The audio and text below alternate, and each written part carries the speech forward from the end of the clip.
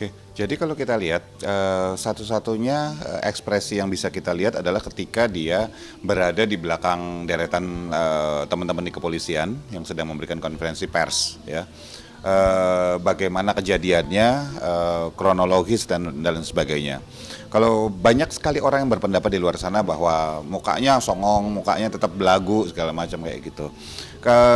Saya lebih melihat gabungan dari dua. Dari satu dia tidak berekspresi dan satu lagi bahwa dia sebetulnya berusaha untuk tidak adaan ekspresi itu dengan tetap tegak itu menyembunyikan ekspresi campuran antara takut dan pede sebetulnya. Jadi gabungan nih. Takut dan pede. Loh, emang bisa orang takut itu pede? Jangan salah bahwa orang yang pede itu belum tentu dia nggak takut.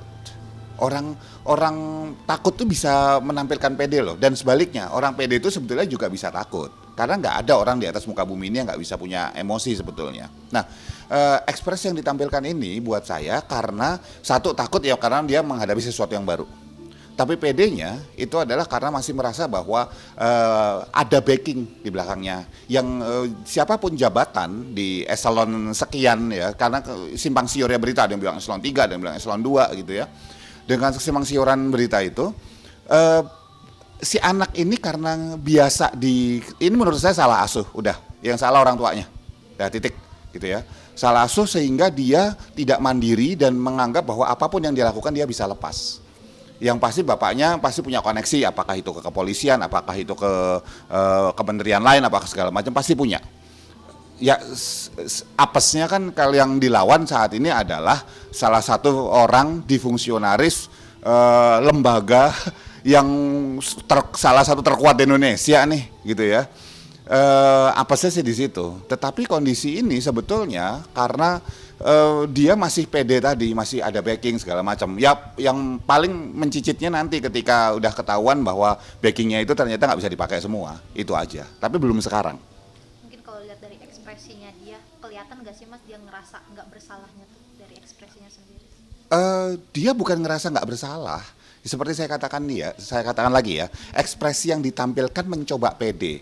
Tetapi bahwa beberapa misalnya katakanlah tatapan matanya yang kemudian fokusnya jauh, kemudian jadi fokus dekat itu dia ngelihat sesuatu yang dekat itu, ini kan berusaha jauh gitu. Itu adalah dia melihat sesuatu yang sifatnya ngawang. Ngawang itu artinya penanda bahwa dia sebetulnya takut. Ini anak cemen sebetulnya gitu loh, takut gitu loh. Sendirian coba ada pada depan gitu. Sama orang yang umuran sama, belum tentu kalau nggak berkaing-kaing gitu loh istilahnya, ya. Tapi kan ini ada backingnya di belakangnya. Coba deh taruh di ring MMA, taruh di orang yang usianya sama gitu, udah kicep pasti. Tapi kan tidak, makanya saya katakan bahwa ini adalah kesalahan asuh. Anak-anak dan ini nggak cuma satu loh, di Indonesia ini banyak yang kayak gini. Yang norak-norak di jalanan itu kan banyak sebetulnya kayak gini. Yang ngandelin apa? Backing orang tuanya, backing ininya, backing itunya dan sebagainya. Sendirian nggak bisa apa-apa. Gitu. Jadi ekspresinya tadi saya katakan mencoba pede, tapi dalam emosi dasar pedenya itu adalah takut. Kalau dilihat dari ekspresinya, terus tadi kata Mas Gep itu kepedeannya dia, ternyata sebenarnya dia tuh nggak pede ya. Ternyata sebenarnya dia tuh nggak berani sebenarnya anaknya. Nah, ini tuh jadi tanda-tanda dia tuh ada indikasi jadi psycho nggak sih Mas kayak gitu? Orang itu bisa pede sekaligus tetap bisa takut, bisa ragu, bisa. Kan pede itu adalah sebuah cara bagaimana seseorang cope atau menghadapi sebuah keadaan. Nah, dalam hal ini Mario ini kan pede tetapi tidak pede pada dirinya sendiri sebetulnya. Pede karena titik di belakangnya, karena bapaknya, karena koneksi bapaknya, karena duit bapaknya, kan kayak gitu. Coba ini semua dipotong, tak kayak gitu. Ya bisa, ya seperti saya bilang, ya kicep aja istilahnya nanti hasilnya gitu loh. Ya, coba ngadepin semua sendirian tanpa pengacara, tanpa segala macam. Coba, ya, yuk kita lihat gitu ya. Nah, apakah dia psikopat atau bukan kita nggak tahu. Karena harus ada sebuah alat tes yang kemudian dilakukan, diisi dan dikerjakan oleh Mario, dan itu dikawal oleh seorang psikiatri atau psikolog yang bisa mendiagnosa. Tapi kalau itu kita nggak boleh, kita nggak berhak untuk bilang bahwa dia psycho apa enggak, hanya dari apa yang ditampilkan kegiatan. Buat saya ya, ini sekali lagi analisa saya ya. Saya tidak percaya dia psikopat. Saya percaya anak manja yang terbiasa untuk dapat apa yang dia mau dan terbiasa untuk berbuat semena-mena terhadap orang sekelilingnya, menjadi bully lah. Tapi kan kita tahu bully itu sebenarnya nggak pede. Bully itu kalau sendirian tanpa didukung apapun nggak bisa apa-apa. Jadi istilahnya kalau coba bawa aja ke arena pencakdor gitu, selesai itu tamat riwayat itu anak, kan gitu sebetulnya. Nah, kalau dari Mas Kindi sendiri, tanda-tanda orang psycho itu sebenarnya seperti apa sebenarnya? Kalau kita bicara tentang kondisi seseorang di luar sana yang psikopat, dia punya masalah dengan merasakan sebuah emosi. Itu beda ya. Kita nggak bisa tahu seseorang itu psikopat apa enggak hanya dengan melihat, hanya dengan dia ngebukin orang terus kita bilang langsung psikopat. Nggak bisa, no. Nggak gitu. Tolong jangan kita membuat diagnosa apapun dulu di sini. Sebelum ada sebuah diagnosa yang sifatnya klinis. Dan itu sekali lagi hanya teman-teman kita yang psikiater maupun psikolog yang bisa memutuskan itu. Gitu ya. Jadi penanda bahwa dia nggak bisa merasakan sesuatu yang sama dengan kita, kemudian dia lack of empathy gitu ya terhadap orang, terus kemudian bagaimana dia kemudian bisa berbohong tanpa merasa bersalah dan lain sebagainya, itu banyak banget tuh penandanya kayak gitu ya. Itu sekali lagi harus dirumuskan dan harus dites secara detail, nggak bisa karena dia melakukan sesuatu terus kita langsung label psikopat terus jadi psikopat, nggak kayak gitu. Tapi dengan kejadian ini kan dia juga katanya ada indikasi dari sang kekasih ya. Yang Oh iya, dia, satu lagi, psikopat itu pinter ya. Psikopat pintar dan dia bisa cukup pintar menyembunyikan ini kejahatannya dan sebagainya. Buat saya apa yang dia lakukan itu careless, bukan pintar. Seorang psikopat itu teliti. Ya, teliti terus kemudian dia sangat memperhitungkan segala sesuatu. Ini kan enggak. Jauh, jangan menghina psikopat, istilahnya kayak gitulah. Gitu dengan bilang dia psikopat istilahnya kan gitu ya. ada yang bilang kayak sengaja kan, karena dia secara sengaja karena direncanakan dengan sang kekasih gitu. Makanya dibilangnya oh psikopat nih. Buat saya tidak direncanakan sih, ini buat saya ini direncanakan iya, tapi ini adalah aksi bahwa dia pengen kelihatan jagoan aja di depan kekasihnya, dan kekasihnya buat saya ini kepolisian harus benar-benar mencari tahu nih, jangan langsung percaya kata-katanya perempuan ini dan apalagi kuasa hukumnya dan sebagainya. Kan bisa kelihatan sebetulnya dari yang beberapa tersangka segala macam gitu. Mau lepas tangan aja yang perempuan buat saya, karena kalau tanpa adanya sebuah katakanlah gosokan, tanpa adanya sebuah input dari perempuan ini, sekali lagi ini laki-laki ini kan sangat tidak dewasa, sangat dependen, dan sekali lagi sangat ingin dan butuh menunjukkan bahwa dia hebat, dia luar biasa, walaupun sekali lagi semua dengan resource bapaknya, resource ininya dan sebagainya yang bukan punyanya dia semua gitu. Maka ini gampang dimanipulasi. Manipulatornya siapa? Buat saya, analisa saya adalah perempuan ini. Gitu ya, itu akan terbukti gitu kalau kita dicek segala dan sebagainya. Nah, pertanyaannya adalah kenapa itu bisa terjadi? Tadi karena ketidakdewasaan orang ini, karena dia dependen dan sebagainya. Jadi ini adalah sebuah skenario yang sebetulnya sangat, kalau buat orang yang sudah cukup dewasa dan bisa berpikir dan independen akan mikir, gini aja drama queen ya, ngapain sih gebukin kayak gini gitu. Sebetulnya gitu, tapi kan beda ya kenanya di orang ini. Mungkin pesan-pesannya untuk pemirsa dari simpel kejadian ini seperti apa, Mas? Ya, kalau kayak kata-kata bahwa seorang anak buah itu nggak jatuh jauh dari pohonnya, saya setuju. Karena anak ini berarti tidak mendapatkan pola asuh yang tepat untuk dia bisa dewasa, untuk dia bisa mandiri, untuk dia bisa tanpa harus mengandalkan semua koneksi, uang dan sebagainya dari bapaknya gitu. Dia sanggup berbuat semena-mena. Masih banyak kok orang di luar sana yang anak-anak mungkin pejabat, anak-anak mungkin yang juga punya kedudukan, punya kekayaan. Tidak seperti ini juga banyak, tapi juga tidak sedikit yang kayak ini, belum ketahuan aja, dan belakangan ini kita makin jelas. Dan ini kita tinggal menunggu waktu di mana sampai tanda petik masyarakat melakukan revolusi. Dalam orang begitu udah nggak kuat, ini kedudukan bukan cuman katakanlah anak-anak ini atau bapaknya ya, tapi pemerintah ini bahaya nih. Karena sekarang aja udah mulai ada kan gerakan malas bayar pajak dan sebagainya gara-gara kasus ini. Dan buat saya selama Kementerian Keuangan tidak kemudian membereskan, ini kan cuma tip of an iceberg, ini kan cuma ujung atas gunung es. Di bawahnya kalau benar-benar tidak ada sebuah gebrakan, nggak bisa nunjukin masyarakat, saya yakin ini tahun politik sebentar lagi. Dalam waktu 1 tahun ke depan, ini ngeri nih, ini hari ini nih, ini cuman titik tonggak nyalain sumbu aja, meledaknya kita nggak tahu kapan.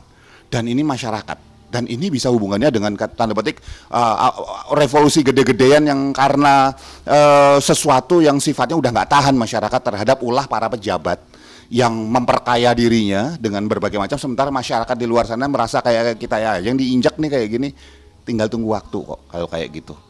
Kapan waktunya kita lihat nanti. Berarti ini masih ada soal politik juga, masih terkait juga.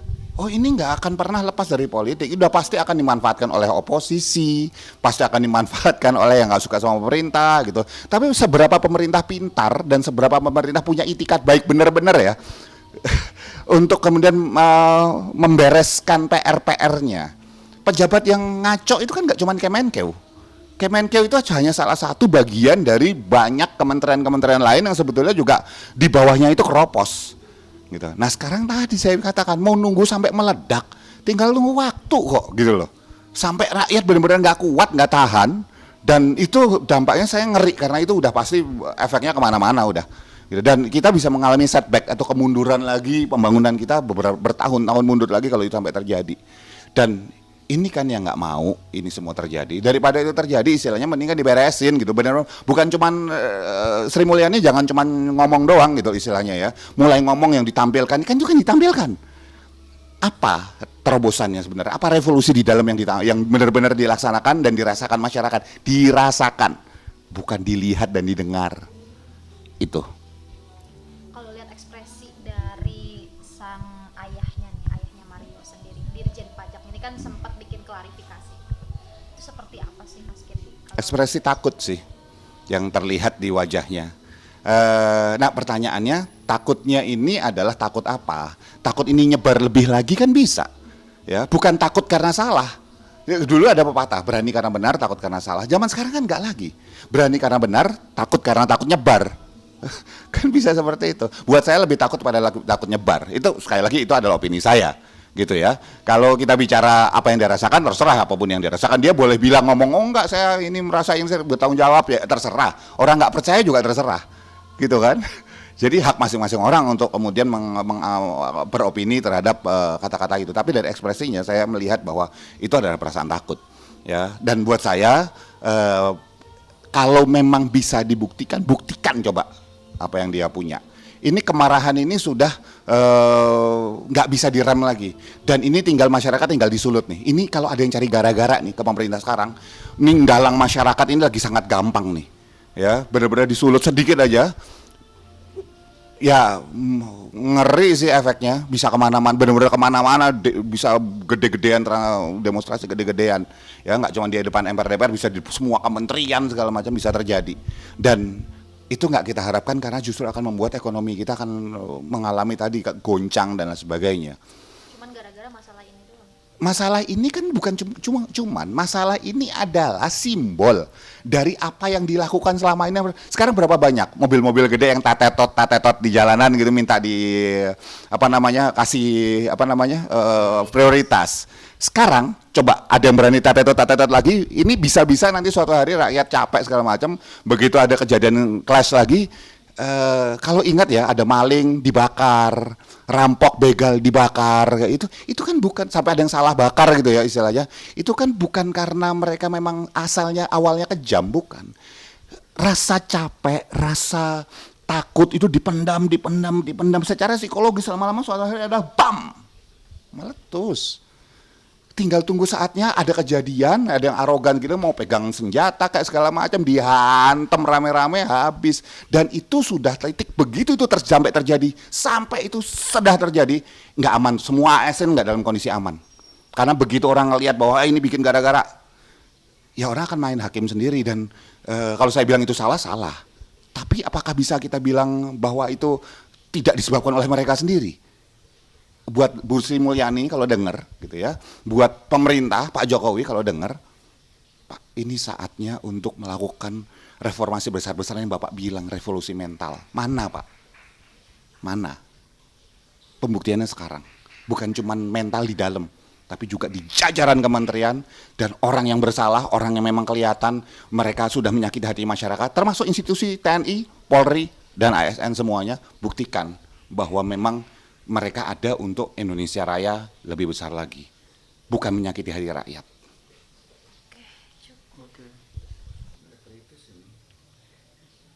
Masalah ini Buat saya, ini bahaya, ini bahaya banget. di masyarakat memang tengil juga kelihatan Enggak, cuman itu kan kejadian udah beberapa kali kan, yang sebelumnya pakai pedang tuh, yang pakai pedang. yang itu yang Brio ditabrak-tabrak. Iya, Oh, iya, yang iya. beliau. Ini mudah-mudahan saya salah ya, mudah-mudahan saya salah. Tapi ini ada kejadian lagi kayak gini dan di jalan ribut segala macam bisa dikeroyok orang loh. Lah masyarakat Karena udah marah banget. udah nggak kuat sama kelakuan yang di atas. Dan ya mau nyalain siapa? Nggak ada yang bisa disalahin. Yang harus dilakukan kan pemerintah. Audio Jungle.